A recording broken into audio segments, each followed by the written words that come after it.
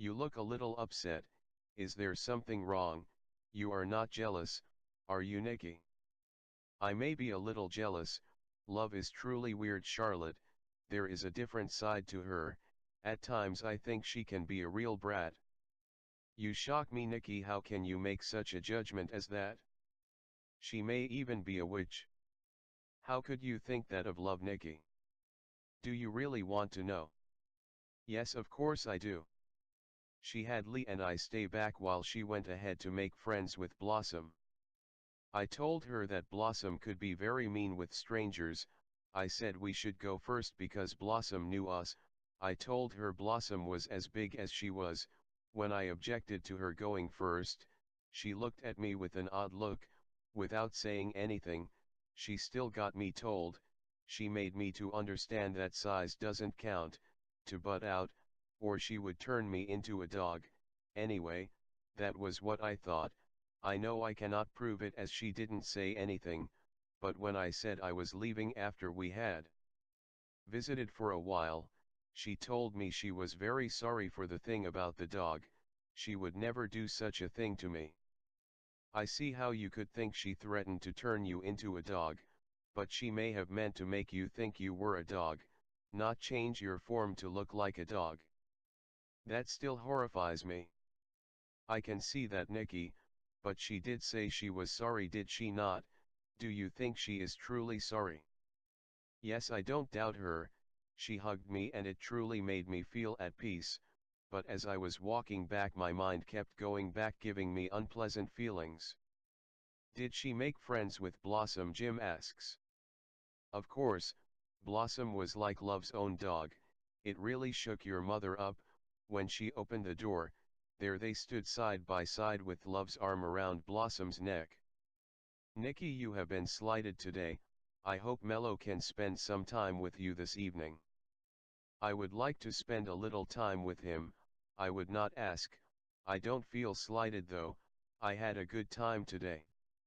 He is taking you and Lee home, Nikki. Yes, I will get to be with him a little while, anyway. It is not long before Mello pulls into the lane beside them. Charlotte, I would like us to get together in the morning. I will call you when I get home, and we will make our plan. Mello looks at Nikki.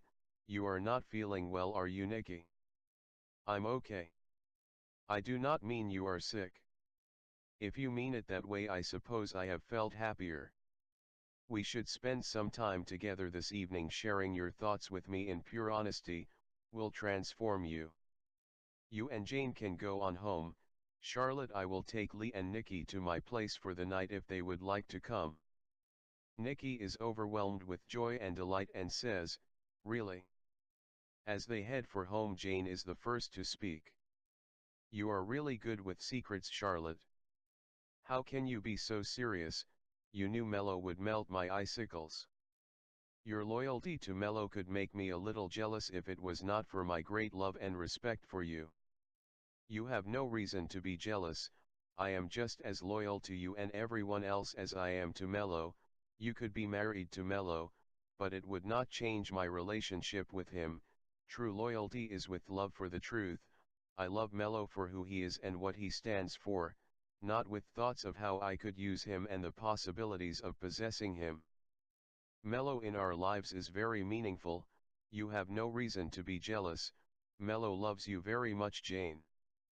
I hope you can understand what I have to say. You will need to listen carefully with honesty. One reason for jealousy is to think Mello is slighting you. If you ever think he is, just be honest with him, he will understand. Another reason to be jealous is to want to hoard a marvelous creation to you alone, so no one else can benefit from it. In other words, if you were his wife and wished to cut off everyone else's love relationship but you could not achieve it, you would be very jealous. That would be like Nikki cutting off my love relationship with you. I do not mean free love, as they call it. It is free sex relation.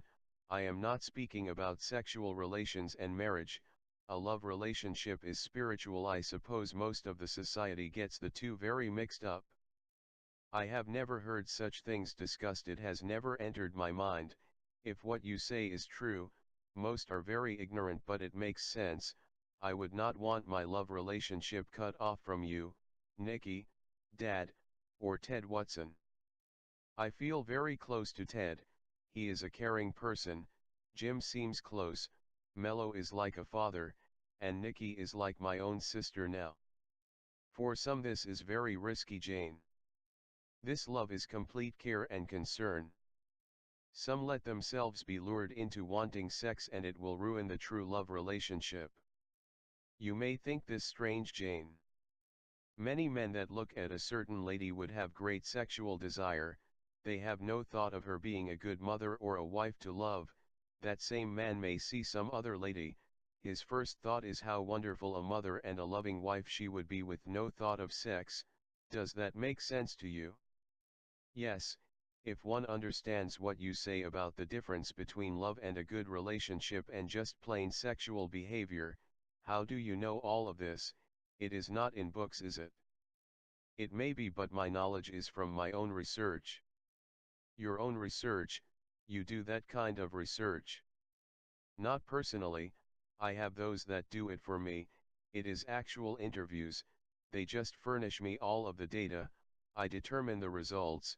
Dad sees to all of that, I just let him know what I want researched. Jim and Lee work with Dad on it. That is amazing. Don't you think the readers of your column are a bit deceived then? How is that? You get all this information but they believe it is just how you think. So you think I am the teen phantom, do you? Jane is embarrassed.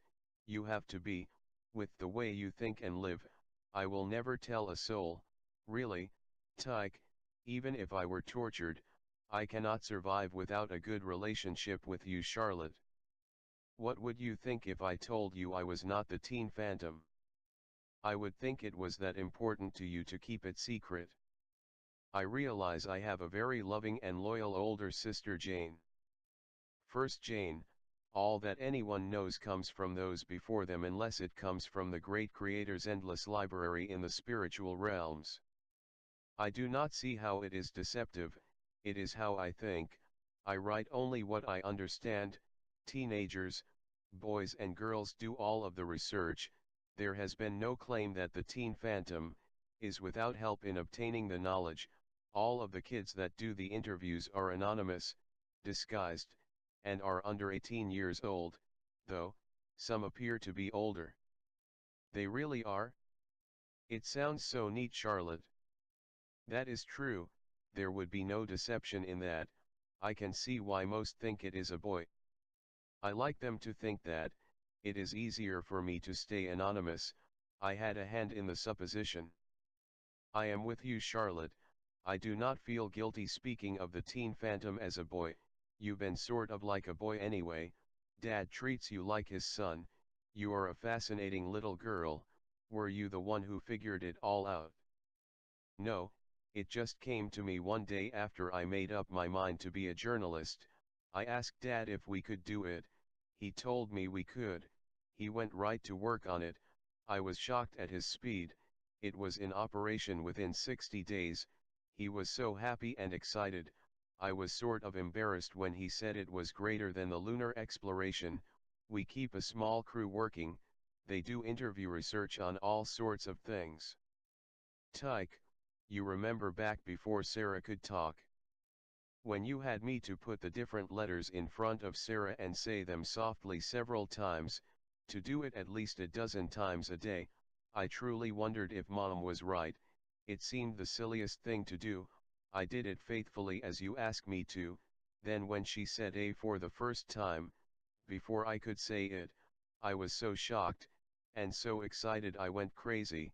Mom wanted to know what had happened to me. When I told her, she really made fun of me. Mom said it did not mean anything, it was not plain enough to know what she was saying, she was just making a noise. When we got to A, B, C and she would point at the letter, saying it herself, I had Mom say the letters as Sarah pointed to them. I watched Mom's face, I could hardly believe my eyes. I expected her to be as happy and as excited as I was. She looked dreadful, depressed, and miserable. It was your first trip to France, you left early that morning. How did you know I went to France? I have not a clue to how she knew, Mom kept grumbling to me about it, I didn't dare tell you anything. Is this upsetting you? No, but I am starting to feel sorry for Mom, I must try to do something for her, now that you are gone, she must be very lonely and miserable. It was just the first that Mom knew of it, it was not my first trip to France. How did you learn to teach a baby like that, Tyke? I didn't, it was just an experiment. An experiment, is that all? How did you figure it out? I didn't, it was once when I was cuddling Sarah, I was concerned with her interest in learning early in life, it just came to me. Jane, I know how you missed me, I have watched the movies Dad made of you taking care of me a few times. You enjoyed and loved me very much. I was a real annoying little brat, but you seemed to like it, you were so patient and caring, I think I really missed you too for a while, I had so many things to interest me though. Dad was very understanding, he was supportive of the needs of my expanding world. I truly did enjoy your pushing at me to learn, you never annoyed or pestered me by it, what I missed most was sleeping with you, I would put you in bed with me cuddling you in my arms as you did with your little Teddy, I never quit missing you, some things have never changed from when you were 3 years old. In spirit, you are that same little girl, Tyke, I was so grateful for Sarah, she helped to fill your vacancy, that may be the reason Dad let us raise Sarah, he had to have known how I missed you. Yes, Sarah has been a great comfort to both of us. I still cuddle Teddy, it is so comforting to me, of course, it's nothing like cuddling little Sarah. They are home parked in the garage, they sit in silence for a few seconds with their own private thoughts, I need to get busy. I want to tidy up my room, I will get some clothes in the washer and take a good long shower, before Mello calls. I will be glad when Beth and Barney get back, I do not value them like I should until they are gone on vacation. They slip out of the van, Jane comes around to Charlotte's side. You go on ahead, Tyke, I will get the things out of the van. I appreciate that very much, Jane. They hug each other good night, and Charlotte goes to her room. She tidies up her room and she has a nice long shower. Not long after stretching out in bed, the phone rings. It is Charlotte speaking. This is Mello, did I wake you? No, but I was getting drowsy. I will be at the little cliff in the morning at 6. Don't worry about my safety, I will take the underground expressway, keep out of the wooded area around the little cliff, or I will not be able to open the passage entrance. I could ask my father, we could use our little conference room, you would not mind wearing a blindfold helmet to get in, would you? Maybe I should have talked to my father before I spoke to you, I am quite sure it will be okay. Mello replies, I will not complain, I will stick my head in a sack if that is the only way to get in. Mello, you know I do not want it that way, don't you? It is just that I have no right to expose my father's secrets, I probably should not have mentioned it, I am sorry. I was just toying with you, I am truly sorry, Charlotte, I will stick my head in a barrel of water if it would make you happy. I hope you never need to do that to make me happy. But I do understand. Let's hang up and I will call you back in about 10 minutes, I will put on my ears, it is the quickest way to find my father. Okay, I will be waiting. Dad, this is Tyke, are you where I may speak with you? Yes, I am in the living room speaking to Jane, she was just getting ready to leave and go to bed. She had mentioned she needed her rest and that we could continue our discussion later. Jane is leaving now, she does not have her ears on, so what is your concern, or would you like us to get together?